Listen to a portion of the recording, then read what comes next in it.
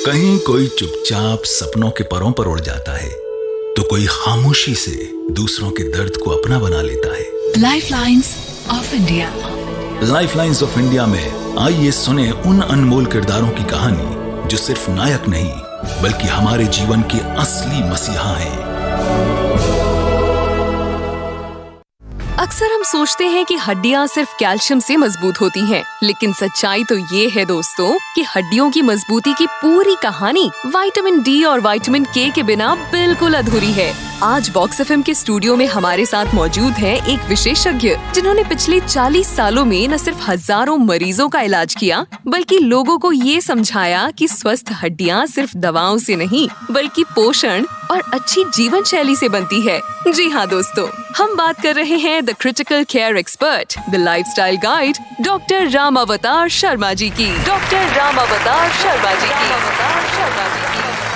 Doctor Sharma का मानना है कि विटामिन डी सूरज की किरणों से मिलने वाली वो ताकत है जो कैल्शियम को शरीर तक पहुंचाती है, और विटामिन के वो साइलेंट वर्कर है जो उस कैल्शियम को सही जगह जमा करके हड्डियों को असली मजबूती देता है। तो आज का ये एपिसोड है आपके बोन हेल्थ के बारे में, जहां आप जानेंगे विटामिन डी और के आपकी हड्डियों के लिए कैसे एक परफेक्ट ड्यूओ है। तो तालियों के साथ स्वागत कीजिए डॉक्टर राम अवतार शर्मा जी का।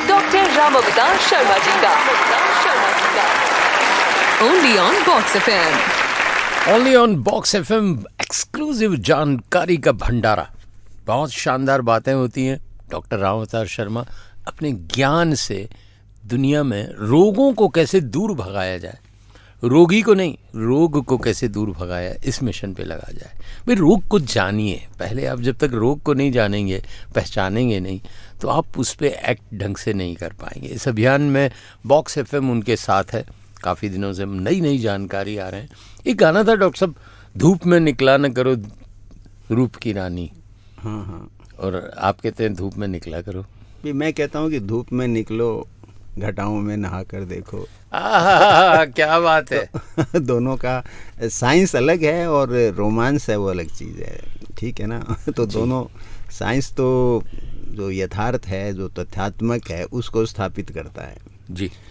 तो अभी जैसे हम लोग ये बात करते हैं, जैसे आज का हमारा टॉपिक है विटामिन डी, विटामिन के, तो इसमें विटामिन डी के बारे में तो लोग बहुत जानते हैं, लेकिन के बारे में बहुत कम जानकारी होती है। लेकिन विटामिन डी की भी भ्रांतियाँ हैं डॉक्टर साहब, बहुत सारे। मेरे एक परिचित हैं, पता चला कि रोज़ विटामिन डी की गोली ले रहे हैं। वो थोड़ा, या तो वो उसकी डोज कितनी है, वो 1000 यूनिट है या 2000 यूनिट है या 60,000 यूनिट है, 3 तरह से मिलता है ये। जैसे लेकिन अब इससे सबसे इम्पोर्टेंट चीज़ थोड़ी दूसरी है, जो हमें ये समझेंगे ना कि ये विटामिन क्या है और ये क्या काम करते हैं, तो फिर कोई ये बताने की ज़रूरत नहीं पड़ेगी हम क्यों इसको हमें लेना चाहिए। तो उसमें मैं ये कहना चाहूँगा सबसे पहले कि आप अपने शरीर को एक मकान मानिए। वाह, क्या बात है। एक मकान मानिए। तो एक मकान बनाने के लिए आपको क्या चाहिए? आपको ईंटें चाहिए जी, आपको सीमेंट बजरी चाहिए, आपको पानी चाहिए जी, और आपको आजकल जैसे वो यूज़ करते हैं, जैसे सीलेंट तरह तरह के आते हैं जिसमें मकान में सीलन नहीं आए, या मकान के जो ईंटों की जो बॉन्डिंग है बहुत अच्छी हो, तो कुछ केमिकल्स हम डालते हैं सीमेंट के अंदर, जिससे सीमेंट और मजबूत हो जाए, ज़्यादा मजबूत मकान बनाना है। तो इन चीज़ों पे हमें विशेष ध्यान रखना है। तो अब क्या होता है कि आपको अपना शरीर बनाना है जी, मकान बनाना है, आपको ईंट, बजरी और सीमेंट है, उसको आपको ढो के लाना है। तो ये काम कौन करता है? ये काम करता है विटामिन डी। मकान का ईंट का जो ईंट होती है, जैसे आपको बोन को बनाना है, क्योंकि बोनी स्ट्रक्चर पे सारा शरीर खड़ा है। तो जैसे मकान एक ढांचा होता है, वैसे ही शरीर का ढांचा क्या है? हड्डियाँ। उन हड्डियों को बनाने में बड़ा इम्पॉर्टेंट एक मिनरल होता है, वो है कैल्शियम। तो कैल्शियम को ढो के लाने का काम विटामिन डी करता है। Oh that's great. समझने की कोशिश करिए दोस्तों। हाँ, बहुत सिंपल सा समीकरण है ये। वो ट्रक है जी, वो ठेकेदार है, इधर मैं कहूँगा, जो ट्रक के अंदर इस सामान को भरता है और आपके शरीर के बनावट के में काम लाता है। और इसकी जो खोज हुई थी वो बड़ी चमत्कार की तरीके से हुई थी। पुराने टाइम में एक बीमारी होती है छोटे बच्चों में, जो उनकी हड्डियां हैं ना, वो बहुत पतली पड़ जाती थी, टेढ़ी हो जाती थी, इसको रिकेट्स कहा करते थे जी। तो एक कोई वहाँ जो डॉक्टर था उसने एक बच्चे को जो कॉड लीवर खिलाया, मछली का जो लीवर है ना वो खिलाया, तो उसका जो रिकेट था वो ठीक हो गया। जी। ठीक हो गया तो फिर उससे कॉड लीवर का एनालिसिस किया गया, और जब उसको एनालाइज किया गया तो ये पाया गया कि उसके अंदर से जो एक स्पेशल केमिकल निकला, जो उसका उन्होंने नाम विटामिन डी दिया, क्योंकि ए बी सी का पहले पता था तो डी रख दिया। अच्छा। और आजकल कुछ लोग ये मानते हैं कि विटामिन डी सिर्फ विटामिन नहीं है, वो एक तरह का हार्मोन है। वाह। एक ये भी कंसेप्ट है, अच्छा खासा कंसेप्ट है ये। तो आपकी ईंटें तो पहुंच गई, अब आपको उन ईंटों को जोड़ने के लिए सीमेंट चाहिए, तो वो काम करता है विटामिन K2। जी। विटामिन K2 होता है वो, उसमें एक ओस्टियोकैल्सिन नाम का एक प्रोटीन है, उसको एक्टिव करता है। वो प्रोटीन सीमेंटिंग का काम करता है। तो दो कैल्शियम के, यदि कैल्शियम के बहुत सारे कैल्शियम आ गए आपकी बोन में, अब उस कैल्शियम को वहाँ बाइंड करना है आपको, जैसे ईंटों को बाइंड करते हैं, तो वहाँ ओस्टियोकैल्सिन चारों तरफ वो प्रोटीन है वो चिपकाने वाला है, ग्लू करता है। तो सारा कैल्शियम है और उसके अंदर बाकी मिनरल्स हैं, जैसे फॉस्फोरस है, जिंक है, कॉपर है, आयरन है, ये सारे के सारे बोन के हमारे बनाने में काम आते हैं। इसलिए बोन सिर्फ कैल्सिफिकेशन नहीं है, बोन मिनरलाइजेशन है, उसमें तरह तरह के मिनरल्स डिपॉजिट होते हैं। तो वो काम ओस्टियोकैल्सिन करता है। उस ओस्टियोकैल्सिन को एक्टिव करने के लिए आपको विटामिन K2 चाहिए। ओह। तो वो K2 क्या है, वो आपका मिस्त्री है जो मकान बनाता है। तो ठीक है ना। तो इस तरह से हमारा जो बेसिक स्ट्रक्चर बनता है, इसलिए दोनों चीज़ें हमारे लिए बड़ी इम्पॉर्टेंट है। एक धारणा है कि जब आपको दूध पीते हैं तो हड्डियाँ बहुत मजबूत रहती हैं। देखिए, दूध से कैल्शियम मिलता था जी। एक्चुअली में, पुराने टाइम की बातें हैं ये। आज तो हमें कैल्शियम कई जगह से मिलता है। एक दौर ऐसा था जब लोग फल नहीं खाते थे। आज से आप 1000 साल पहले जाओगे तो फलों का प्रचलन नहीं था। और इवन जैसे हम जाएं, ट्रांसपोर्टेशन नहीं था। जैसे राजस्थान की बात करें अपने, या इंडिया की बात करें, यूरोप की बात करें। आप यूरोप का, मैं एक बुक पढ़ रहा था, वो फर्स्ट वर्ल्ड वार से पहले की थी जी। तो वहाँ बच्चों ने कभी लेमन नहीं खाया, संतरा नहीं पहुँचता था विलेजेस के अंदर, जो वो एडवांस कंट्रीज़ थी उस समय की, क्योंकि ट्रांसपोर्टेशन नहीं था, जानकारी नहीं थी। तो उस समय मिल्क एक ऐसी चीज़ थी, सब जगह उपलब्ध थी। और नेचुरल लोग धूप में रहते थे तो विटामिन डी तो उनके बन जाता था बॉडी में, कैल्शियम की कमी रहती थी। इसलिए वो मिल्क के ऊपर सारा प्रेशर चला गया, क्योंकि फ्रूट्स वगैरह पहले अवेलेबल नहीं थे, खाने की चीज़ें पहले बहुत कम उपलब्ध थी। जैसे आप राजस्थान में हो, अब आप मछली कैसे खाओगे, ये पॉसिबल नहीं है जी। तो इसलिए वो खाने की कमी होती थी। और मिल्क ऑलमोस्ट आयरन को छोड़ के करीब करीब खाने की सब चीज़ें उसमें जो हमें चाहिए वो होती हैं थोड़ी बहुत मात्रा में। इसलिए दूध का धरती पे प्रचलन ज़्यादा बढ़ा। तो एक अच्छा सोर्स है, विटामिन B12 भी है मिल्क के अंदर, कैल्शियम भी है। आपने बहुत बढ़िया बात कही डॉक्टर साहब कि हम पहले ना पैदल चलते थे, गाड़ियों में बैलगाड़ियाँ होती थी तो छत नहीं होती थी, खूब आराम से धूप आती थी। मतलब जीवन में, दिनचर्या में धूप घंटों आपसे जुड़ी हुई थी। खेत जा रहे हैं, स्कूल जा रहे हैं, कहीं भी जा रहे हैं अब अगर आप कल्पना करेंगे, आप रात को एसी से सो रहे हैं, सुबह उठेंगे घर में ही हैं, 10 बजे आप बाहर निकलेंगे, 15 सेकंड 30 सेकंड में आप गाड़ी में होंगे, या बेसमेंट से ही गाड़ी पकड़ लेंगे, ऑफिस पहुंचेंगे, बेसमेंट में पहुंचेंगे, लिफ्ट से ऊपर आए, ऑफिस आ गए, एसी। तो जिंदगी से धूप गायब हो गई है। और धूप में भी क्या होता है, जैसे अपने पहले भी बता चुका हूँ मैं अपने टॉक में, सूरज उगने के 3 घंटे बाद की जो धूप होती है, यानी सूरज 7 बजे उग रहा है तो 10 बजे की धूप में यदि आप 15 से 30 मिनट के आसपास, और यदि आपका जो रंग है थोड़ा पक्के की तरफ है, तो करीब 35 से 45 मिनट्स आप धूप में रहते हो, जिसमें आपके हाथ और पाँव पे कोई वस्त्र नहीं हो, तो फिर यदि इतने समय आप रहते हो तो विटामिन डी आपकी बॉडी में एडिक्वेट बन जाता है। क्योंकि विटामिन डी सूरज की अल्ट्रा वायलेट रेज UVB से बनता है, और वो आपकी खाली स्किन तक ही पेनिट्रेट करती है, स्किन के अंदर वो रेज नहीं जा सकती हैं। तो उनसे विटामिन डी आपके शरीर में बनता है। अरे गजब बात है ये तो। मतलब अच्छा, इसका रंग से भी लेन देन है, पक्का रंग और कच्चा रंग? हाँ, वो मतलब रेज को कैसे आपका जो यदि जो त्वचा जिनकी ज़्यादा त्वचा जिनके गोरे रंग की होती है तो उनकी त्वचा में जो मेलेटोनिन जो मेलानिन पिगमेंट होता है, वो मेलानिन पिगमेंट उनमें बहुत कम होता है। मेलानिन जो पिगमेंट से ही आपका स्किन का कलर डिसाइड होता है। तो मेलानिन वहाँ कम होगा ना, तो फिर वो यूवी रेज ज़्यादा जल्दी स्किन के अंदर चली जाएंगी, सेकंड लेयर के अंदर ऑफ स्किन में, जहाँ पे विटामिन डी बनता है।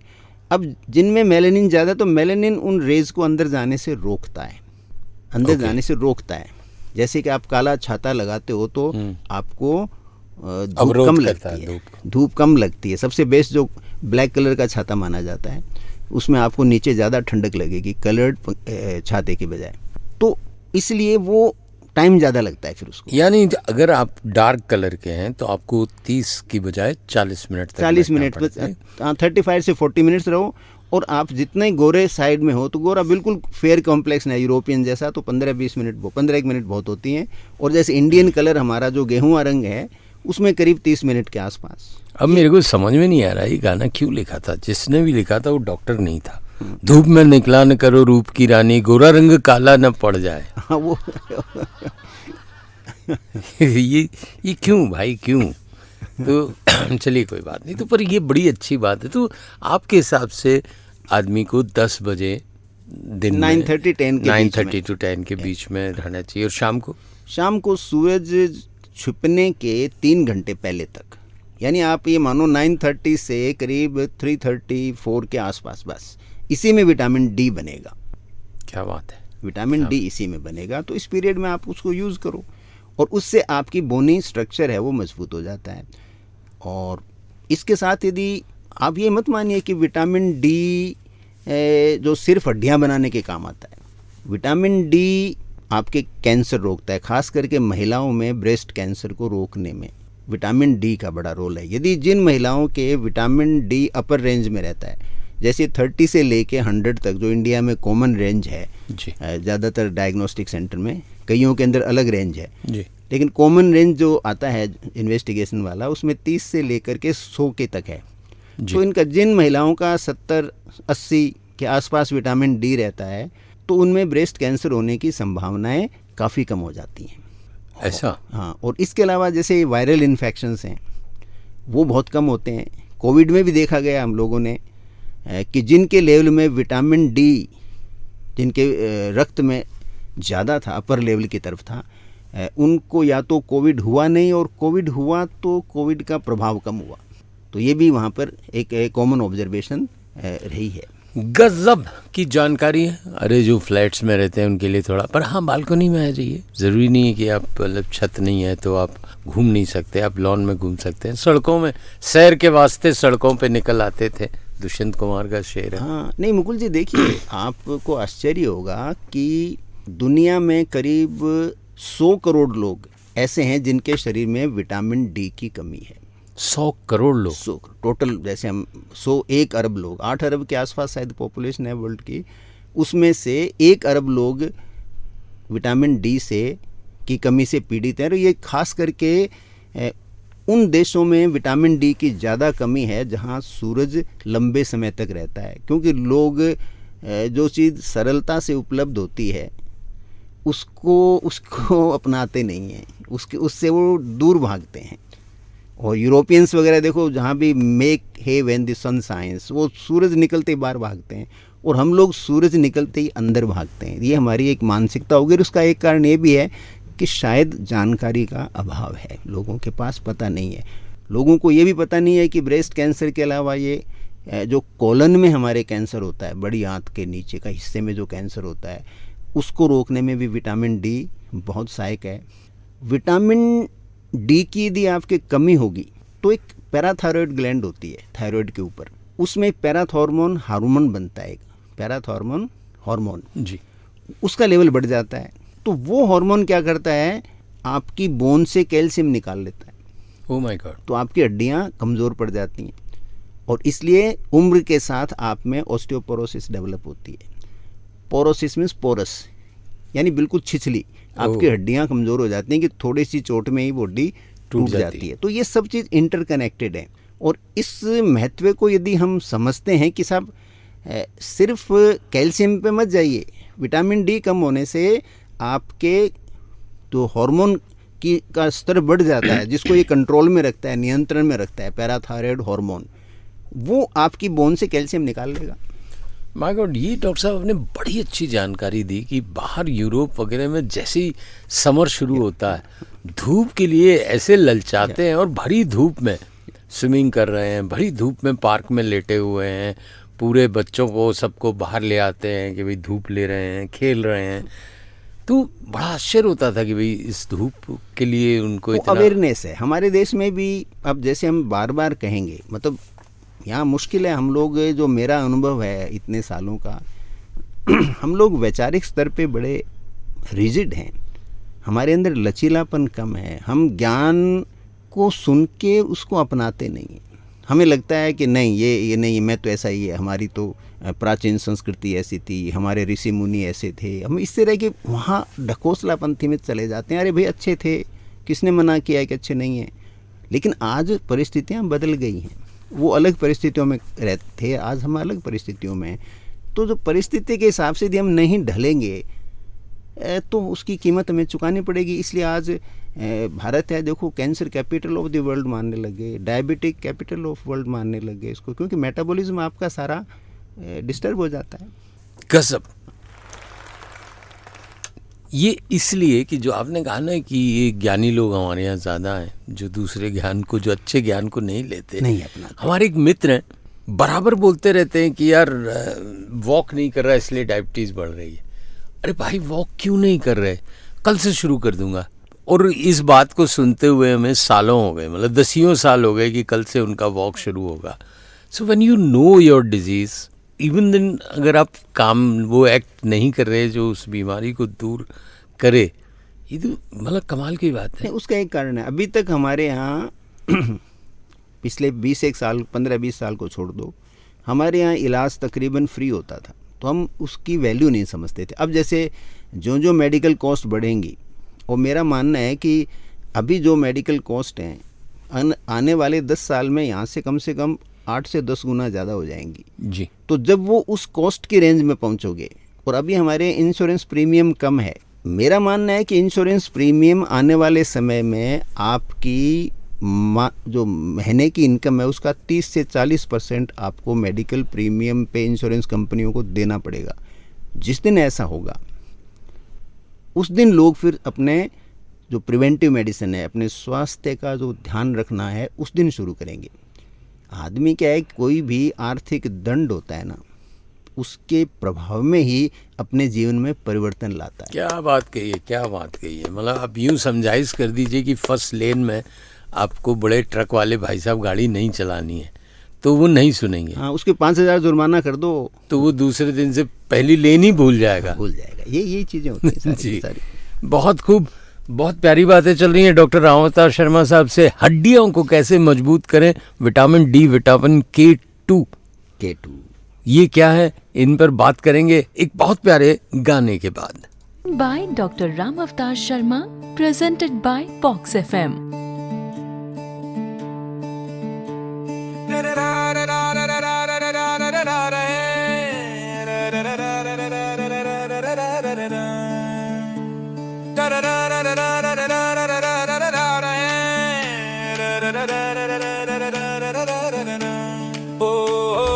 मछली सागर में रहे या जंगल दौड़े शेर, एक अकेला आदमी करता सबको ढेर हो,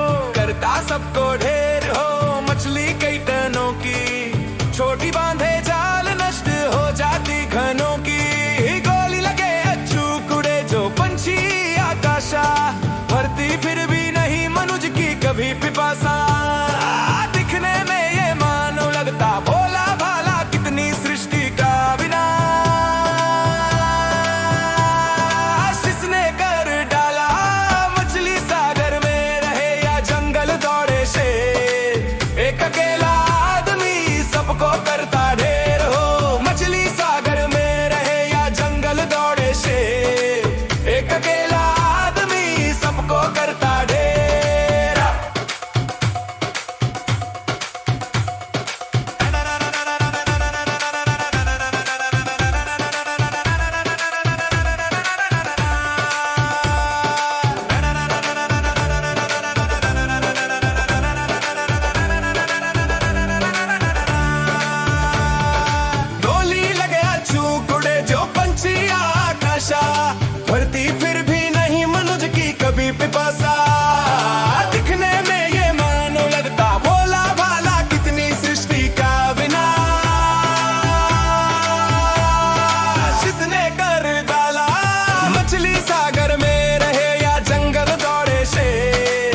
एक अकेला आदमी सबको करता ढेर हो। वाह वाह वाह वाह वाह, क्या बात है डॉक्टर साहब, गाना बड़ा अच्छा बना है। मज़ा आ रहा है, डांस करने की इच्छा हो रही थी। राम जी लाल शर्मा साहब, पता नहीं कहाँ से बोल रहे हैं, जयपुर से ही हैं। जयपुर से ही हैं। कह रहे हैं डॉक्टर साहब मज़ा आ रहा है, मैं तो खेत में बैठा हुआ आपका प्रोग्राम सुन रहा हूँ, तो धूप ही धूप है।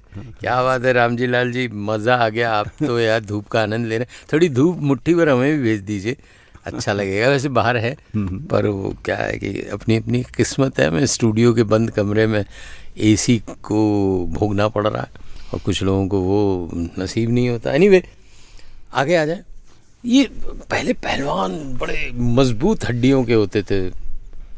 देखिए मैंने कहा ना, vitamin D fat soluble vitamin है, इन्हें चर्बी में घुलता है, पानी में नहीं घुलता। तो यहाँ मैं लोगों को बताना चाहूँगा कि कुछ लोग जो पाउडर फॉर्म में विटामिन डी को लेते हैं, तो मेरे पास बहुत मेरा अनुभव है कि लोग उसको पानी में घोल के लेते हैं, वो बेकार है, वो कोई काम का नहीं है। विटामिन डी सदा आप मिल्क में घोल के लीजिए, और क्रीम वाले मिल्क के अंदर। अच्छा, क्रीमी मिल्क में, क्योंकि फैट के अंदर ही घुलेगा। दोस्तों दोबारा सुनिए, ये बहुत अहम जानकारी है। आप पानी की एक गिलास लिया और वो गोली निकल गई? नहीं, गोली तो चूसने की होती है विटामिन डी, वो तो फिर आपकी टंग में जो ऑयल होता है खाना खाने के बाद में लेनी चाहिए वो।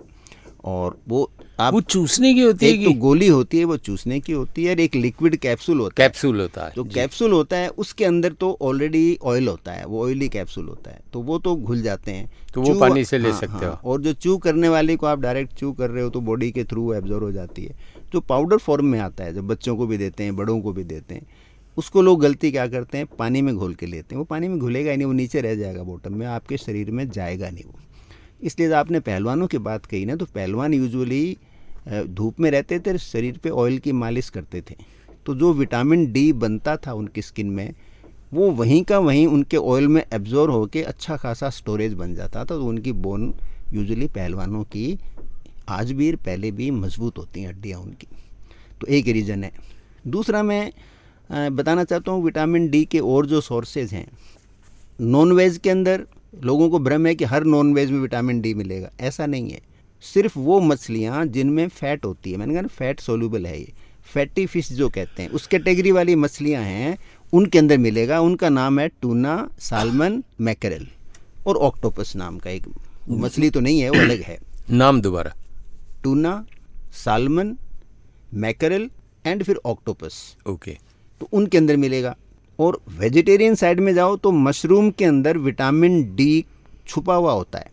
तो उस मशरूम यदि आप खरीदते हो और उसको आप 20-25 मिनट अपनी छत पे, वही सूरज उगने के 3 घंटे बाद में रख दो, आधा घंटा 15 मिनट 20 मिनट रख दो आप, उसमें वो विटामिन डी एक्टिवेट हो जाएगा। उस मशरूम से भी आप विटामिन डी ले सकते। यानी यूं नॉर्मली आप मशरूम खाओगे तो जरूरी उसमें नहीं मिलेगा वो आपको, वो यूवी रेज से एक्टिवेट होगा, अदरवाइज वो इनएक्टिव फॉर्म के अंदर है, निष्क्रिय रूप में पड़ा है उसमें। और आजकल जो दूध आ रहा है वो कई जगह कुछ गवर्नमेंट्स के हैं नॉर्म्स की भाई, या कुछ सीरियल्स होते हैं हमारे खाने को, उसके अंदर भी वो विटामिन डी फोर्टिफाई करके बेचते हैं, उसको ऊपर से विटामिन डी डालते हैं। वैसे डायरेक्ट तो दूध में विटामिन डी नहीं होता है, लेकिन फोर्टिफाइड है ना, उसके अंदर मिल्क है। जैसे यूरोप में आप जितना भी लोगे, यूएसए वगैरह वेस्टर्न वर्ल्ड में जो भी मिल्क है, और आजकल इधर अरेबियन कंट्रीज़ में भी जितना मिल्क है, वो उसको फोर्टिफाई करते हैं कंपल्सरीली, विटामिन डी थोड़ा उसमें डालते ही हैं। जैसे हमारे यहाँ नमक में आयोडीन डालते हैं, जिससे लोगों में इस कमी को दूर किया जाए। तो हमारे यहाँ पता नहीं कितना होता है, आई एम नॉट श्योर, अभी कोई ज़्यादा प्रचार तो इसका सरकार की तरफ से है नहीं, लेकिन ऐसा हो जाए तो मैं सोचता हूँ कि देश के लिए बेहतर रहेगा। वाह, तो ये तो विटामिन डी। अब K2। अब विटामिन के एक अम्ब्रेला टर्म है। विटामिन के 2 तरह का होता है, और दोनों ही हमारे शरीर के लिए बहुत उपयोगी हैं जी। विटामिन K1 होता है, वो तो आपके वेजिटेरियन सोर्स से मिलेगा आपको। जैसे आपके सबसे ज़्यादा तो मिलता है, जैसे आपने नाटो वगैरह होते हैं जो इसके अंदर सोयाबीन, फर्मेंटेड सोयाबीन, सबसे ज़्यादा विटामिन K1 उसमें मिलता है। इसके अलावा आपकी ब्रोकली और ब्रोकली की जो पत्तियां होती हैं, कोमल सी है ना, पतली सॉफ्ट सी जो पत्तियां होती हैं ब्रोकली और ब्रोकली की पत्तियों में, आपके जो अपने पालक है, पालक में अच्छा होता है। एक केल के पत्ते होते हैं, एक तरह का केल होता है, उसके अंदर होता है। तो ये इसमें सब तो वेजिटेरियन के अंदर आपको ग्रीन लीफी वेजिटेबल होती हैं, तकरीबन सब में विटामिन K1 होता है। लेकिन वो K1 का काम क्या होता है, वो आपके खून में थक्का बनाता है जी। जैसे हमारे शरीर में कि कट लग गया और वो खून जम जाता है थोड़ी देर बाद में, और घाव भर जाता है, तो उस घाव भरने में विटामिन K1 बहुत ज़रूरी है। विटामिन K2 वेजिटेरियन सोर्स न के बराबर है। वो या तो आपको सप्लीमेंट के रूप में लेना पड़ेगा, और या फिर आपको नॉन वेजिटेरियन खाना होता है ना, उसके अंदर तकरीबन सभी के अंदर है जी। या फिर एग यॉक होता है। यदि कोई आदमी जैसे मीट ईटर नहीं है और यदि वो एग लेता है तो एग येलो, एक एग यदि ले तो उसमें येलो ज़रूर लेना चाहिए। उसमें विटामिन K2 एक दिन के लिए पर्याप्त मात्रा के अंदर है। K2 जो है ना, वो मैंने कहा ना, वो आपका सीमेंट है, ईंटों को जोड़ने का काम करने वाला जो चीज़ है, वो उस प्रोटीन को, जिसको ऑस्टियोकैल्सिन कहते हैं, उसको एक्टिवेट करता है, और आपके बोन का जो ढांचा है ना अंदर का, जिसको बोन मैट्रिक्स कहते हैं, वो बनाता है। और उसमें कैल्शियम प्लस बाकी जितने भी मिनरल्स हैं वो ट्रैप होकर के आपकी बोन को ताकत देते हैं। तो ये विटामिन K2 के बारे में लोगों को जानकारी भी कम है, और विटामिन K2 की कमी भी बहुत है लोगों में, क्योंकि जैसे भारत जैसे देश में हम लोग ज़्यादातर वेजिटेरियन हैं, तो हमारे यहाँ K2 बहुत कम है। और इसका सप्लीमेंट है, जो गोलियां हैं इसकी आप लेते हो तो महंगी हैं, एक गोली 30 से 40 रुपए के बीच में आती है, तो हर एक आदमी उसको अफोर्ड भी नहीं कर सकता। और यही रीज़न है कि हमारी बोन है हमारे देश के अंदर, वो बहुत लाइट बोन है, और उसका परिणाम क्या होता है कि इंडिया के अंदर जो जॉइंट रिप्लेसमेंट सर्जरी हैं वो दुनिया में सबसे ज़्यादा हो रही हैं। लोगों के जोड़ जो है वो बहुत ख़राब हो रहे हैं, आप चारों तरफ सुन रहे हैं हम लोग कि इसके जोड़ खराब हो गए, उसके जोड़ खराब हो गए। तो एक इम्पॉर्टेंट कंट्रीब्यूशन इसका भी है, क्योंकि आपकी बोन है। प्लस आपने देखा होगा कि यहाँ पर लोगों की उम्र के साथ कमर थोड़ी झुक जाती है। पहले तो बहुत ज़्यादा कॉमन था या पहले बुजुर्ग जो भी होते थे वो झुके हुए चलते थे। वो क्यों झुकते थे कि एक तो हमारे यहाँ पुराने टाइम के अंदर वो उसको हमने थोड़ा कब्जे में कर लिया, हमारे कंट्रोल में आ गया है। वो होता था आपके जो पीने का पानी है उसमें गड़बड़ होती थी, फ्लोराइड होता था, तो फ्लोराइड बोन को बहुत कमज़ोर कर देता है। ऊपर से विटामिन K2 की कमी, तो आपकी जो रीढ़ की जो हड्डियाँ, छोटी छोटी हड्डियाँ होती हैं, वो हड्डियाँ कोलैप्स हो जाती थी, वो आपस चिपक पिचक जाती थी। तो पिचकने से क्या है कि कमर टेढ़ी भी हो जाती थी और हाइट भी कम हो जाती थी। और दूसरा, हमारे देश में यदि आप हाइट नापोगे एक बच्चे की, 18 साल में उसकी नापो और फिर उसकी 60 साल में नापो, तो आपको पता चलेगा कि वो आधा पौन इंच कम हो गई उसकी हाइट। हाँ डॉक्टर साहब, ये तो बहुत ही गजब बात कही आपने। इसलिए है कि आपकी स्पाइनल कॉर्ड है वो छोटी हो गई, वो बोन कोलैप्स होगी, क्यों? आपके विटामिन K2 की कमी है। यानी K2 ले तो वापस लंबी हो जाएगी? नहीं, लंबी नहीं होगी, वो तो पहले लेते रहो बचपन से। ये जागरूक, मतलब ये जो टॉक है, जो पेरेंट्स सुन रहे हैं, तो अपने बच्चों के K2 का ध्यान रखें। My God. तो यदि K2 सही रहेगी तो वो उनकी हाइट कभी भी नहीं होगी लाइफ में, चाहे वो 100 साल जियो। अदरवाइज तो उम्र बढ़ने के साथ उनकी हाइट है वो आधा पौन इंच जो है वो लूज कर देते हैं, 1 इंच तक भी लूज हो सकती है हाइट आपकी। That's great information. ये जो कमर झुकने वाली बात है, दादा दादी पुराने देखेंगे तो आपको ऐसे झुकी कमर वाले मिलेंगे। इससे एक और इम्पोर्टेंट दूसरा K2 का रोल है, ये हार्ट अटैक रोकने में सहायता करता है। K2 बोन का तो यही, ज़्यादा बोन की चर्चा है, हार्ट वाली चर्चा कम होती है। ये क्या करता है कि जो कैल्शियम है उसको मैक्सिमम ट्रैप करके और बोन में रखता है। तो कैल्शियम आपकी ब्लड वेसल, जो खून की जो आपकी धमनियां हैं, उनके अंदर ट्रैप नहीं होगा। यदि कैल्शियम ज़्यादा होगा तो कहाँ, वो खून में जमने लग जाएगा, तो आपकी जगह जगह कैल्सिफाइड वो बन जाएंगे, क्लॉट्स बन जाएंगे, और कैल्सिफाइड क्लॉट से हार्ट अटैक होने की संभावना है, लकवा होने की संभावना है। तो K2 यदि एडिक्वेट मात्रा में है तो आपकी बोन मजबूत बनेगी, आपकी हाइट कम नहीं होगी उम्र के साथ, और इसके अलावा आपके हार्ट अटैक और लकवा होने की संभावनाएं भी कम हो जाती हैं। तो ये विटामिन्स की ये सब बड़े इंपॉर्टेंट रोल होते हैं इन सब। कोई बात नहीं कंप्यूटर जी, आप भी K2 लीजिए, आपके कमी है थोड़ी सी, इसलिए आप शॉर्ट मेमोरी हो रहे हैं। एनीवे, एक सवाल आया है देशभक्त अर्पित का, बड़ा अच्छा नाम है, मुझे बड़ा अच्छा लग रहा है देशभक्त। भाई अर्पित, हम लोग भी देशभक्त हैं पर हम लोग कहते नहीं हैं, लेकिन आपने अच्छा किया कि आप देशभक्त अर्पित कहलाते हैं, तो इट्स गुड। ये पूछ रहे हैं डॉक्टर साहब, जो आपने अभी एक खतरनाक बात कही थी कि जो थोड़े से सांवले कलर के हैं या ब्लैक कलर के हैं वो अगर लेते हैं ज़्यादा धूप, या जो वाइट हैं वो ज़्यादा धूप लेते हैं तो जो नुकसान होता है, तो वो करे कि क्या काले हो जाते हैं क्या, पूछ रहे हैं। थोड़ा डार्कनेस तो आती है, लंबे टाइम लोगे जो 15 से, मैंने कहा ना 15 से 20 मिनट में कोई लंबी टैनिंग नहीं होती है, वो एक मिसकंसेप्ट है जी। और कुछ लोगों को ये भ्रम भी है कि ज़्यादा सूरज की किरणें पड़ने से कैंसर हो जाता है चमड़ी का। तो यहाँ मैं कहना चाहूँगा कि जो दिन की डार्कर कलर है या जो हिंदुस्तानी है हम लोग, जैसे हमारा ब्राउन कलर है जी। हमारे अंदर स्किन कैंसर बहुत अनयूजुअल है, कोई और कारणों से होता है, धूप की वजह से नहीं होता है, तो बहुत अनकॉमन है ये। बहुत जो यूरोपियन है, जो या बहुत ही एक्सट्रीमली जो गोरे होते हैं, जो इवन इतने गोरे हैं कि सफ़ेद से लगने लग जाते हैं, तो उनमें स्किन कैंसर कुछ केसेस के अंदर होता है यदि वो स्किन के धूप में लंबे टाइम तक बैठे रहें, तेज़ धूप में 2-3 घंटे भी बैठे रहें उस कलर को, क्यों वो डार्क टैन करना चाहते हैं थोड़ा, वो इतने सफ़ेद हो जाते हैं कि उनको लगता है हम थोड़े से हमारा कलर है ना वो कम गोरा हो, तो उनमें थोड़ी रिस्क रहती है। अदरवाइज़ 15-20 मिनट की सन एक्सपोजर से किसी भी तरह का स्किन डैमेज नहीं होता, टैनिंग भी नहीं होती, ये भ्रम है। आप 1-2 घंटे बैठेंगे तो टैनिंग होगी, 20 मिनट में काहे की ट्रेनिंग होगी, कोई टैनिंग नहीं होगी। डॉक्टर राम अवतार शर्मा साहब से अगर आप बात करना चाहें K2, B2 और विटामिन डी के बारे में बात करना चाहें तो 7339990969 7339990969 एक नंबर है, 9116565744 दूसरा नंबर है।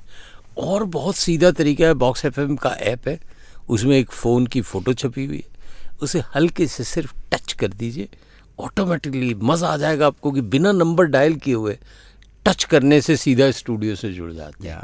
भाई वाट ए टच मशीन, ये है उस ऐप का कमाल। तो उसमें भी कर सकते हैं। अब चैट खेलना चाहें तो हमें चैटिंग भी कर सकते हैं, हमारे साथ चोंच लड़ा सकते हैं चैट वाली, तो उसमें भी अगर आप जानकारी चाहते हैं। अब आ जाएं कि ये जो लेने के तरीके हैं, न होने से जो बीमारियां हो रही हैं, वो इम्पोर्टेंट है। Yes. वो हमारा टॉपिक है osteoporosis. Osteoporosis. Osteo means bone, oh medical term bone का ऑस्टियम है, ग्रीक वर्ड है ऑस्टियम जी। ग्रीक भाषा से आते हैं, ज़्यादातर मेडिकल के जो टर्म्स हैं वो ग्रीक भाषा से आते हैं। तो ऑस्टियम मीन्स बोन, तो osteoporosis, porosis means porous, porous means हाँ जो पोरस हो जाए, जिसके अंदर छेद ही छेद हो जाए, ओह पोरस हो गई चीज भी, पोरस के थ्रू कोई चीज पास हो जाती है। तो मुझे तो पोरस सिकंदर याद आ रहा है। नहीं, पोरस, ऑस्टियोपोरस मीन्स आपकी बोन है वो इतनी कमज़ोर हो गई हैं, उनके अंदर इतने छेद हो गए, ये मानो आप, जैसे सिंपल सी बात है, पोरस मीन्स छेद होना, तो वो इतनी हो गई कि वो फौरन टूट सकती है। तो ऑस्टियोपोरोसिस एक बड़ी भयानक बीमारी है, खास करके पोस्ट मेनोपॉज के बाद में जो महिलाओं में, मेनोपॉज के बाद में तो महिलाओं के लिए बड़ी खतरनाक होती है, और 60 साल के बाद में पुरुषों के लिए बड़ी खतरनाक होती है जी। और इसमें क्या होता है कि लोग कई बार कंफ्यूज करते हैं ऑस्टियोपोरोसिस को और आपके आर्थराइटिस को, ऑस्टियोआर्थराइटिस को एक ही मान लेते हैं। तो ऑस्टियोआर्थराइटिस एंड ऑस्टियोपोरोसिस एक नहीं है, ये अपने आप में अलग अलग बीमारी हैं। ऑस्टियोआर्थराइटिस तो पेनफुल होते हैं, जॉइंट है उसके बीच में जो गैप होता है वो कम हो जाता है और वो बहुत पेनफुल हो जाती है जी। ऑस्टियोपोरोसिस के अपने आप में कोई लक्षण नहीं है।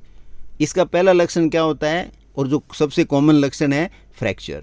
छोटे से ही कहीं हल्के से हम गिर गए तो हड्डी टूट जाएगी, कुल्ले की हड्डी टूट जाएगी, हाथ की हड्डी टूट जाएगी, और सबसे जो कॉमन होता है जिसका हमें पता भी नहीं चलता, जो अभी मैंने बताया, आपकी रीढ़ की जो वर्टिब्रा हैं वो कोलैप्स हो जाएंगी, तो वो बड़ी खतरनाक है। इसलिए आपने देखा होगा कि एक उम्र के बाद में, या जिनके ओबेसिटी ज़्यादा है, उनके सियाटिका नाम की बीमारी होती है। तो उसमें क्या होता है, डिस्क प्रोलैप्स होती है, और या फिर डिस्क प्रोलैप्स तो कोई जर्क या कोई इंजरी की वजह से होती है, कई बार बोन है वो कोलैप्स होकर छोटी हो जाती है। तो बोन कोलैप्स होगी तो वहाँ से जो भी नर्व निकलेगी वो अंडर प्रेशर आ जाएगी, तो सियाटिक पेन का भी एक कारण होता है। सियाटिका जिनके होता है वही जानते हैं कि ये कितना ख़तरनाक तो ये बीमारी है, कितनी तकलीफ़ वाली ये बीमारी है, और तकरीबन सारा जीवन है उसको ये तहस नहस कर देती है। समझा नहीं मैं, मतलब एक इसकी भयावहता को सोच के थोड़ा सा हाँ, बड़ा पेनफुल है, शूटिंग पेन होता है, ऐसे इलेक्ट्रिक करंट बॉडी में चल रहे हो, खास करके अपने बैक से लेके वो पूरी पैर के पीछे की साइड से नीचे तक जाता है वो पेन, और ऐसे लगता है जैसे इलेक्ट्रिसिटी का किसी ने आपके करंट फ्लो मार दिया। हाँ, तो बहुत पेनफुल होता है लाइफ की क्वालिटी को। लेकिन सबसे ख़तरनाक है फ्रैक्चर, और यदि 60 प्लस में यदि किसी के फ्रैक्चर हो जाता है, हिप बोन टूट जाती है, तो हिप रिप्लेसमेंट करो पूरा का पूरा, अदरवाइज़ तो मतलब लाइफ थ्रेटनिंग होता है। फीमर टूट जाती है, हाथ की हड्डियाँ टूट जाती हैं, थोड़ा सा ही कहीं हम स्लिप हुए, हल्का सा गिरे तो ये ऑस्टियोपोरोसिस का सबसे कॉमन तो सिम्टम है, जो लक्षण होता है वो पता चलता है कि मेरी ऑस्टियोपोरोसिस हो गई। वो यदि आप एक जांच होती है डेक्सा स्कैन, तो उससे यदि आप नहीं कराते हो तो फ्रैक्चर होने पे आपको पता चलेगा कि मेरे ऑस्टियोपोरोसिस हो गई। और जो अफोर्ड कर सकते हैं और बीच बीच में डेक्सा स्कैन करवा लेते हैं, तो उनको पहले बोन की स्टेटस का पता चल जाता है कि मेरी बोन की क्या हालत है। और आप, मेरा ये मानना है कि आप हमारे देश में कम से कम जो मेरा अनुभव है, 100 लोगों के डेक्सा स्कैन कराओगे 60 साल के बाद में, तो 80 लोगों की ऑस्टियोपोरोसिस आ सकती है। इतना जय हो। बहुत खतरनाक बातें हो रही हैं डॉक्टर साहब, डर लग रहा है। ये जागरूकता और जानकारी दोनों, मतलब एक हमारे मित्र जाते ही नहीं है हॉस्पिटल, बोले यार जाऊंगा तो 50 बीमारियां पता चल तो जाएगी। इसी को रोकने के लिए तुम आपको करना क्या है, आपको K2 पूरा करना है, आप हार्ट अटैक से बच जाते हो, आपको D पूरा करना है, आप कैंसर से बच जाते हो, तो आप ये सब काम करो ना। अब आ गए, जैसे ही आपने कहा K2 बोलते ही राम निवास पलवास साहब ने आपको पकड़ लिया। बोलते हैं K2 का सोर्स क्या है डॉक्टर साहब, और किस उम्र तक लेना चाहिए? देखो सोर्स अगर आपने टॉक सुनी है, सोर्स तो मैंने बता दिया अभी। ये यूजुअली नॉन वेजिटेरियन जो मील्स होता है या एग योक होता है, ये मेनली होता है। और किस उम्र तक लोगों को लेना चाहिए? नहीं, K2 खाने में तो आप पूरी उम्र ले सकते हो, उसमें तो कोई प्रॉब्लम है ही नहीं किसी भी तरह की, ठीक है ना। और इसके अलावा क्या होता है कि आप सप्लीमेंट भी ले सकते हो, K2 का सप्लीमेंट भी आता है, तो आप सप्लीमेंट भी ले सकते हो। यदि ये सब नहीं आप कर सकते तो वो सप्लीमेंट लेके आप काम चला सकते हो, लेकिन इसके बारे में आपको जानकारी होनी चाहिए, खाली डी लेने से काम नहीं चलने वाला। या डी की बात की तो फिर एक आ गया प्रश्न, कृष्ण डॉक्टर साहब नमस्कार, क्या 1000 IU विटामिन D3 का कैप्सूल डेली ले सकते हैं? हाँ, ले सकते हैं। दिन में देखिए हम 60,000 तक जो है ना वो विटामिन D महीने में ले सकते हैं, और हमारी डेली रिक्वायरमेंट तो 1000 की है। 1000 के आसपास हमें मिलता रहे, इससे रीज़नेबल। कुछ लोगों को 1400 भी चाहिए, कुछ लोगों को, लेकिन 1000 से सारा काम चल जाता है। और या फिर आप 60,000 का, जैसे इंडिया में ज़्यादा प्रचलन है, तो वो आप महीने में एक ले सकते हो, तो दोनों ही पॉसिबल हैं। और बस वो है कि आप यदि पाउडर फॉर्म में ले रहे हो तो फिर आप इसको मिल्क में डिज़ोल्व करके लें। यानी अगर 60,000 की रिक्वायरमेंट है, आपने एक दिन में एक ले लिया, वीक में एक लेने वाले लोग हैं वो पता नहीं कैसे ले रहे हैं। वीक में एक क्या होता है, जैसे मान लो बहुत कम आई रिपोर्ट में, मान लो आपको 30 चाहिए, आपकी रिपोर्ट करे उसमें 5 आया, 6 आया, 20 आया, तो आपको पहले 30 तो मिनिमम पहुंचना है ना। तो उसके लिए आप 4 to 12 week, case to case vary करता है, वो आप वीकली लोगे, और फिर आपका जो ही लेवल नॉर्मल आ जाएगा फिर महीने में एक लोगे, वो 60,000 वाला यानी। और ये 1000 डेली लेते हैं तो फिर इनका काम चलता रहेगा थ्रू आउट लाइफ। यदि 1000 ले लिया तो आपके शरीर को कमी महसूस नहीं होगी। विटामिन D भैया, विटामिन K2 भैया, इस संसार में आइए, पधारिए और इस केमिकल लोचे से हमें बचाइए। FM presents प्यार एक केमिकल लोचा है, written by डॉक्टर राम अवतार शर्मा। प्यार केमिकल लोचा है, क्या तुमने ऐसा सोचा है? हार्मोन ने दौड़ लगाई, तुम बन बैठे प्रेमी भाई, भूल गए इस बात को प्यारे। प्यार केमिकल लोचा है, क्या तुमने ऐसा सोचा है? ये प्यार केमिकल लोचा है। ये खेल उम्र का है, प्यारे दिखलता है दिन में तारे, सपनों में खोते तुम भाई, फिर ना मानो ये सच्चाई मैंने जो तुमको बतलाई कि प्यार केमिकल लोचा है। ये क्यों नहीं तुमने सोचा है? ये प्यार केमिकल लोचा है, ये प्यार केमिकल लोचा है। कुछ दिन तक चले खुमारी, फिर टूटी दिखती आई। अगर दोस्त बने तो बात अलग, वरना तकरार की बारी।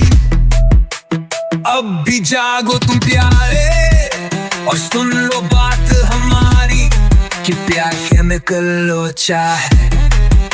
क्या तुमने ऐसा सोचा है? ये प्यार केमिकल लोचा है। ये प्यार केमिकल लोचा है। आप सुन रहे हैं डॉक्टर राम अवतार शर्मा साहब को। ये मत सोचिए कोई फिल्म बेस्ड सॉन्ग हो रहा है, ये डॉक्टर साहब के लिखे हुए गाने हैं और आप उनसे बात कर सकते हैं। बहुत सारे लोग चैट बॉक्स में भी प्रश्न कर रहे हैं। 7339990969 9116565744। देखिए, इस गाने पर मैं एक बात कहना चाहता हूँ। मैं इस तरह के गाने क्यों लिखता हूँ कि इन गानों के साथ आप थोड़ा डांस करो, क्योंकि ऑस्टियोपोरोसिस का एक कारण इनएक्टिविटी भी है, निष्क्रियता है, वो ऑस्टियोपोरोसिस का एक बड़ा कारण है। और उस समय ये ध्यान रखो कि जब आप डांस करो तो न तो आप सिगरेट पियो, आप तंबाकू का उपयोग कम करो, क्योंकि तंबाकू है वो ऑस्टियोपोरोसिस का एक इम्पॉर्टेंट कॉज है। और अल्कोहल आप मॉडरेट अमाउंट में लो, ज़्यादा अल्कोहल आप बिल्कुल नहीं लेना चाहिए। और उसमें खास करके जो इंडिया में रिवाज है, खूब सारा सोडा डाल के लेते हैं, तो वो सब आपके बोन को के मिनरल्स हैं उनको एक्सट्रैक्ट करता है, बोन के मिनरल्स को डैमेज करता है। तो ये हमें ऑस्टियोपोरोसिस से रोकने का है। दूसरा, हमें ऑस्टियोपोरोसिस की जानकारी होनी चाहिए। और जो ही हम एक उम्र के दौर पे पहुँचें, 50+ में जब जाने लग जाएं, तो हमें हमारे घर में ऊपर कोई आपके जो अलमीरा वगैरह बनी है उस पे सामान उतारने के लिए सदा एक सीढ़ी होती है जो नॉन स्लाइडिंग वाली, वो रखनी चाहिए। कभी चेयर पे नहीं खड़े होना चाहिए, कभी स्टूल पे नहीं खड़ा होना चाहिए। आप सीढ़ी पे चढ़ो तो आपका जो हाथ है वो रेलिंग के आसपास रहना चाहिए कि स्लिप हो तो आप फ़ौरन रेलिंग पकड़ लो, या मैं तो कहूँगा हल्का सा रेलिंग पे हाथ रख के ही चलो। और यदि बहुत आप सीनियर सिटीज़न हो तो कोई शर्म की बात नहीं है, साथ में एक स्टिक लेके चलो, क्योंकि बिना स्टिक के फॉल होके, और मैंने हिप फ्रैक्चर होते हुए अच्छे लोगों को देखा है और उनकी ज़िंदगी को ख़राब होते ही देखा है। तो स्टिक से कैसे हेल्प? स्टिक से फेल, आप गिरोगे नहीं ना, गिरोगे तो फिर आप, ऐसा नहीं हो सकता धड़ाम से गिर जाओगे, आपके हाथ में स्टिक है तो उसने सपोर्ट दे दिया आपको। आप डगमगाओगे चलते, मान लो आप 80+ के हो, हल्के से डगमगा गए तो गिर जाओगे। आप गिरोगे तो हिप फ्रैक्चर हो जाएगा, या आपकी रिस्ट है वो फ्रैक्चर हो जाएगी। और स्टिक है वो आपको गिरने नहीं देगी, वो आपको रोक लेगी। तो ये सब चीज़ें, मतलब प्रिवेंशन ऑफ फ्रैक्चर बहुत इंपॉर्टेंट है ऑस्टियोपोरोसिस के अंदर, क्योंकि ऑस्टियोपोरोसिस की एक ही ट्रेजेडी है कि फ्रैक्चर हो गया तो आपकी लाइफ बहुत डिस्टर्ब होगी, वो हील होना बहुत मुश्किल है। तीसरा क्या होता है कि आजकल हर जगह हम जाते हैं तो जल्दी हम ठीक होने के चक्कर में स्टेरॉइड बहुत खाने लग गए हैं। डॉक्टर्स की पर्चियाँ देखोगे तो हर 5वीं पर्ची पे आपको कोई न कोई स्टेरॉइड देखा हुआ मिलेगा, लिखा हुआ, और आपसे डिस्कस भी नहीं किया जाता है, आपको बताया भी नहीं जाता है कि हम आपको स्टेरॉइड दे रहे हैं। और कुछ लोग क्या है, गाँव में खास करके वो ये गोली, छोटी सी गोली है, मेरे को बहुत फ़ायदा होता है, खास करके अस्थमा के रोगी होते हैं या जो स्किन एलर्जी के रोगी होते हैं, वो स्टेरॉइड बहुत खाते हैं। तो स्टेरॉइड ऑस्टियोपोरोसिस का एक बहुत बड़ा कारण होता है। तो स्टेरॉइड का यूज़ आप रेस्ट्रिक्ट करो, और आप स्टेरॉइड खाते हो तो विटामिन डी और K2 का एडिक्वेट आपके शरीर के अंदर वो होना चाहिए, पर्याप्त मात्रा में उपलब्धता होनी चाहिए। अदरवाइज आपका जो ओल्ड एज है वो काफ़ी ख़तरनाक हो सकती है। ओल्ड एज खतरनाक हो सकती है। आपने एक बात कही, लकड़ी रखी है, मुझे पोल वॉल्ट याद आ गया मेरा। हम लोग बीकानेर में थे सर, तो छत के ऊपर ऐसे एक सीढ़ी, वैसे बेंच थी बनी होती है ताकि आप बिस्तर उसके नीचे रख दो। सो उस बेंच में खड़े खड़े अचानक मुझे उत्पात लगी और मैंने एक लकड़ी बड़ी सी थी, सोचा पोल वॉल्ट की तरह मैं इधर से कूदता हूँ और छत के कोने तक पहुँचूंगा। अब कूदने लगा, तब लगा कि मैं तो छत के पार निकल जाऊंगा, तो छोड़ दिया उसको। तो हिप्स के बल तो गिरा, और फिर पीछे से वो डंडा आया और सिर पे लगा, मतलब दोनों तरफ से। तो ये होता है एक्सीडेंट प्रिवेंशन। मतलब एक्सीडेंट प्रिवेंशन को हमें सीखना बहुत ज़रूरी है। और फिर मैं एक बात और कहना चाहूँगा, उसके बाद में आपके सारे वो सवाल लेंगे जी। जो महिलाएं 45-50 को क्रॉस कर जाती हैं तो उनके शरीर में महिलाएं 40-50 को क्रॉस ही नहीं करती। कर जाती हैं, मेडिकल में कर जाती हैं, अच्छा, भावनाओं में नहीं करती हैं जी। तो वहाँ पर क्या होता है कि उनमें ईस्ट्रोजन नाम का एक हार्मोन होता है जो उनकी बोन को प्रोटेक्ट करता है। वो प्रकृति से मिला हुआ है, क्योंकि मदरहुड, सेफ मदरहुड तक प्रकृति आपको काफ़ी प्रोटेक्शन देती है कि आप बच्चे को जन्म भी दें और उसको पाल पोस के बड़ा करें। तो वो करीब 45-50 की एज होता है, तो उस तक उनके हार्मोन है वो ईस्ट्रोजन हार्मोन की वजह से बोन उनकी काफ़ी अच्छी रहती हैं। 45-50 के बाद में जब वो हार्मोन के लेवल ड्रॉप होते हैं तो फिर महिलाओं में ऑस्टियोपोरोसिस होने की संभावनाएं पुरुषों से भी ज़्यादा होती हैं। और चूंकि वो घर का तरह तरह का काम करती हैं, किचन वगैरह का, तो स्लिप होने का उनमें चांस ज़्यादा रहता है। तो उनमें जो बैक का फ्रैक्चर, जो स्पाइन फ्रैक्चर और हिप फ्रैक्चर काफ़ी कॉमन होते हैं। तो उनको अपना विशेष ध्यान देना चाहिए। उस एज में आते आते उनको अपनी एक्सरसाइज वगैरह और जो भी मैंने बताया विटामिन वगैरह का इनका प्रॉपर यूज़ होना चाहिए, जिससे कि वो अपने जो पर्टिकुलर जो मदरहुड के बाद की जो लाइफ है उसको वो अपनी तरह से एंजॉय कर सकें और प्रोडक्टिव रहें थ्रू आउट लाइफ, घर और परिवार के लिए। That's great. आपकी जानकारी बहुत ख़तरनाक है, मतलब बहुत जानकारी रोचक तो नहीं कहूँगा, बहुत चिंतनीय है। सो ठीक है, जानोगे तो इनसे बचना भी आसान है। करना क्या है आपको 2 विटामिन को जानना है, उनको शरीर में एडिक्वेट हो और आपकी लाइफस्टाइल थोड़ी बदलनी है। आपके ऐसे माला ले लूँ विटामिन डी करके 108 जब करें तो शायद वो जाप से नहीं चलेगा। अर्जे दीपक है, बहुत सारी चीज़ें अच्छी सुन रहे हैं, युवा हैं, सोच रहे हैं मैं तो डी और K2 दोनों का मिश्रण रख लूँगा। हाँ दीपक, कुछ लाए आप? जी सर, काफ़ी सारे रैपिड फायर क्वेश्चंस हैं। अपन रैपिड फायर क्वेश्चंस करने से पहले मैं आपसे कुछ सवाल पूछना चाहता हूं जो कि हमारे यूज़र्स ने पर्सनली हमें पिच करके कहा है। जैसे कि एक ने कहा है कि आजकल बच्चों को बाहर खेलने की आदत कम हो गई है, ये तो हम सबको पता है। तो ऐसे में पेरेंट्स को क्या करना चाहिए बोन हेल्थ स्ट्रॉन्ग बनाने के लिए सर? देखिए, बच्चों को सैटरडे एंड संडे 2 दिन मिलते हैं, तो उस समय मैं कहूँगा दोपहर में आसपास जो भी आपका पार्क है उसमें बच्चे को आप दोपहर में 1-2 घंटे वहाँ ले जाके और आप उसके साथ खेलिए और उनको वहाँ थोड़ा दौड़ाइए। और वहाँ सेफ्टी भी ज़्यादा है क्योंकि कोई व्हीकल ट्रैफिक वगैरह नहीं है, तो ये बच्चों के साथ आपको निश्चित करना चाहिए।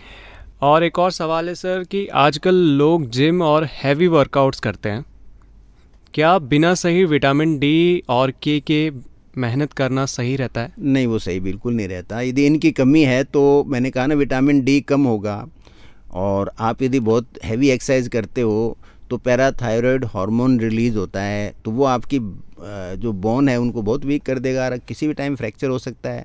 प्लस मैंने कहा ना K2 यदि कम हो गया और कैल्शियम वहाँ से निकलना शुरू हो गया बोन से, तो हार्ट अटैक होने की पूरी संभावना है। और मैं सोचता हूँ कि जो हम सुनते हैं कि जिम करते करते उसका हार्ट अटैक हो गया यंग आदमी का, तो उसका एक बड़ा इम्पोर्टेंट कॉज है ना, वो विटामिन K2 की कमी उस व्यक्ति में हो सकती है और उसको इस चीज़ का पता नहीं है, क्योंकि जनरल अवेयरनेस K2 को लेके बहुत कम है। सर, बहुत से लोग कहते हैं कि धूप में बैठना काफ़ी है विटामिन डी के लिए, क्या ये सच है या फिर हमें कुछ एक्स्ट्रा सप्लीमेंट्स लेने चाहिए? नहीं, धूप में यदि आप बैठते हो जैसे मैंने पूरी टॉक में बताया, तो फिर आपको एक्स्ट्रा सप्लीमेंट की जरूरत नहीं होती। क्वेश्चन और आ गया तब तक ओके। बॉक्स में कृष्ण का कि K2 की जांच कैसे होती है? K2 की जांच तो ब्लड के थ्रू जांच होती है, लैब के अंदर होता है, ब्लड के थ्रू होती है। तो अब बारी है सर रैपिड फायर क्वेश्चंस की। या मैं आपसे फटाफट क्वेश्चंस पूछूंगा और आपको बस एक चूज़ करना है, मॉर्निंग सन या इवनिंग सन? आप कौन सी धूप लेना चाहेंगे, मॉर्निंग वाली या फिर इवनिंग वाली? मैं मॉर्निंग में 3 आवर्स आफ्टर सनराइज। ओके, पूरा स्पेसिफिक हो गया। हाँ। पालक या ब्रोकली? ब्रोकली। दूध या दही? दही। आउटडोर वॉक या फिर treadmill? Outdoor walk. Vitamin D supplements या फिर नेचुरल सनलाइट? Natural sunlight. हाँ, ये आंसर तो सर ने ऑलरेडी दे चुके हैं। तिल गुड़ के लड्डू या फिर प्रोटीन बार? तिल के लड्डू। स्पाइनच सूप या green smoothie? Spinach soup. Calcium tablet या दूध का गिलास? दही। दही। हाँ, दही और दूध में कैल्शियम एक सा होता है। Okay sir. डॉक्टर की एडवाइस या फिर गूगल बाबा? मैं चाहता हूँ कि हेल्थ कोच की एडवाइस इनसे अलग हो के, डॉक्टर्स तो खाली बीमारी का इलाज करते हैं और गूगल बाबा में आप क्वेश्चन कैसे पुट करते हो वो अलग आर्ट होती है, हाउ टू आस्क गूगल। तो आई वुड लाइक कि आपको ये जो लाइफ कोच होता है जो आपको, और या फिर मैं सोचता हूँ कि आप रेगुलर जो हमारा बॉक्स हमारा जो FM है इसको सुनिए, या इसका यूट्यूब पे हमारा जो चैनल है डॉक्टर रामावतार हेल्थ बॉक्स, आप उसमें सुनिए, आपको तकरीबन सारी सूचनाएं जीवन से संबंधित वहाँ मिलेंगी। सनस्क्रीन के साथ सन या फिर बिना सनस्क्रीन के साथ? सनस्क्रीन का विटामिन डी बनने में लंबा चौड़ा रोल नहीं है, क्यों ज़्यादातर वो फेस पे लगाई जाती है, तो इसलिए उससे कोई फ़र्क नहीं पड़ता एज सच। डेस्क जॉब या पार्क वाली वॉक? पार्क वाली वॉक। चाय का कप या दूध का गिलास? ब्लैक टी या green tea. Okay. Gym workout या टेरेस पर योगा? मैं तो टेरेस को प्रेफर करता हूँ। ओके। नेचुरल डाइट या फिर फैंसी सप्लीमेंट्स? Natural diet. जी सर, इतने क्वेश्चंस थे।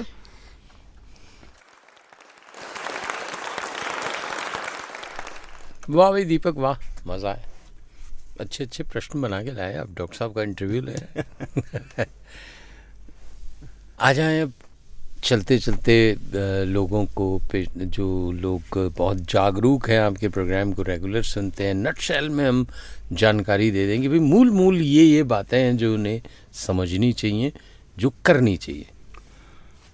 आई थिंक सबसे इम्पोर्टेंट तो है जानकारी, ठीक है ना। और जानकारी आपको ऑथेंटिक सोर्सेज से आप ज़िंदगी में जानकारियाँ इकट्ठे करो। और मेरा ये मानना है कि लाइफ में आपको 10 या 12 टोटल प्रिंसिपल्स हैं। उन प्रिंसिपल्स को हम यदि अपनाते हैं तो हम आराम से बिल्कुल एक अच्छी हेल्दी लाइफ जी सकते हैं। और मैं मेरे लिसनर को यही कहना चाहूँगा, जो भी श्रोता लोग हैं, कि भाई आप अपने जो यंग जनरेशन है वो खुद, या जो सीनियर लोग सुन रहे हैं वो अपने बच्चों के लिए, जो अपने चिल्ड्रन एंड ग्रैंड चिल्ड्रन के लिए, कि ये जो भी क्रोनिक बीमारियां होती हैं, जो ख़तरनाक बीमारियां होती हैं, जिनका हमारे पास कोई ऐसा समूल उनको शरीर से हटाने का इलाज नहीं है, उनकी रोकथाम के प्रयास हमें 15 से 16 साल या 20 साल की उम्र से प्रारंभ करने चाहिए। तब हम इन बीमारियों से मुक्त रह सकते हैं। तो यदि आपको रोग मुक्त भारत या रोग मुक्त अपना परिवार बनाना है, तो आप अपनी दूसरी और तीसरी जनरेशन पे अभी भी इसी मतलब समय से उनके ऊपर जो जीवन की जो पद्धति है उसका उपयोग करना प्रारंभ करें। बहुत बहुत आभार डॉक्टर साहब, मज़ा आया आपसे बात करके, लोगों को जानकारी मिली होगी। ये प्रोग्राम YouTube में चैनल जो बना हुआ है डॉक्टर रामावतार हेल्थ बॉक्स, उस पे भी सुन सकते हैं। अपलोड कर देंगे हम बॉक्स FM पे, तो वहाँ भी सुन सकते हैं। यानी ज्ञान के स्पॉटिफाई पे भी सुन सकते हैं, स्पॉटिफाई पे भी सुन सकते हैं, सब जगह सुन सकते हैं, पूरे ब्रह्मांड में सुन सकते हैं। और धूप में बैठ के सुनिए, ये बहुत ज़रूरी है। शुक्रिया शुक्रिया शुक्रिया।